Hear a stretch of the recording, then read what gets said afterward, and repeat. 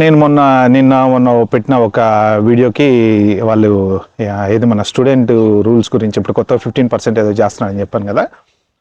దానికి చాలా కామెంట్లు వచ్చినాయి. అంతకుముందు వీడియోకి చాలా కామెంట్లు వచ్చినాయి. ఇప్పటికిప్పుడు సడన్గా ఈ రూల్స్ మారిస్తే ఎట్లా, ఇన్ని రోజుల నుంచి నిద్రపోతున్నారా, ఎప్పటి నుంచో పెడితే ఇప్పుడు ఈ పరిస్థితి వచ్చేది కాదు కదా, అసలు ఇలాంటివన్నీ ఎందుకు ఇప్పుడు చేస్తున్నారు, అసలు కంట్రోల్ మొదటి నుంచే చేయాలి కదా అని రకరకాల కామెంట్స్ వచ్చినాయి. ఒక కామెంట్ మాత్రం పోస్ట్ చేస్తా స్క్రీన్ మీద, ఇంకా మిగిలిన కామెంట్స్ అన్ని కట్ చేసే ఓపిక నాకైతే లేదు. కానీ సో రూల్స్ ఉన్నాయి కదా. ఇప్పుడు ఫర్ ఎగ్జాంపుల్ నేనేం చెప్పిన ఎగ్జాంపుల్స్ చెప్తా. ఇండియాలో మనకి ట్రాఫిక్ లైట్ రెడ్ లైట్ దగ్గర ఆగాలని రూల్ ఉంది కదా.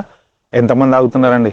ఆర్టీసీ బస్సులో ఆగరు. నేను చాలాసార్లు అనుకున్న వీడియో తీసి పంపిద్దామని, ఎవడు పట్టించుకోవడం, ఆయన వేస్ట్. ఓకే, మైనర్ బండి నడపకూడదు తెలుసు కదా. చిన్న పిల్లగాడు 6th క్లాస్ పిల్లగాడు వాళ్ళ అక్కని దింపడానికి చెల్లింగ్ కాదు, మళ్ళీ అక్కని దింపడానికి ఇంతలా హోండా యాక్టివా వేసుకుని ఈయన తొట్టాడు. వాడు వెళ్తుంటే కింద పడ్డాడు. వాడు టక్కన బండి వాడి మీద పడబోతుంటే ఎందుకో నేను జస్ట్ సడన్గా అక్కడే ఉండి ఆయన పట్టుకొని లేపి వాళ్ళ నాన్నకి ఫోన్ చేస్తే సారీ సార్ అంటాడు. అరే నాకెందుకు రాబాయి సారీ, ఆడు పోయి ఎక్కడనో కింద పడితేనో ఏదైనా అయితేనో సారీ నీకు కదా. అట్లా ఎట్లా చేశారు మీరు పిల్లల్ని? అసలు 6వ తరగతి చదివే పిల్లోడిని అట్లా బండి ఇచ్చి పంపించారు. ఏంటంటే సారీ సార్ అంటాడు. ఏదైనా జరిగితే ఎవడికండి సారీ అంటే? మనం రూల్ బ్రేక్ చేయలేదా? రూల్ లేదా? 18 ఏళ్ల కింద పిల్లలు బండి నడపకూడదని రూల్ ఉంది కదా. మరి ఎందుకు బ్రేక్ చేసినాం మనం? ఎప్పటి నుంచో ఉంది కదా రూల్. అది ట్రాఫిక్ లైట్ దగ్గర ఆగాలని ఎప్పటి నుంచో రూల్ ఉంది కదా.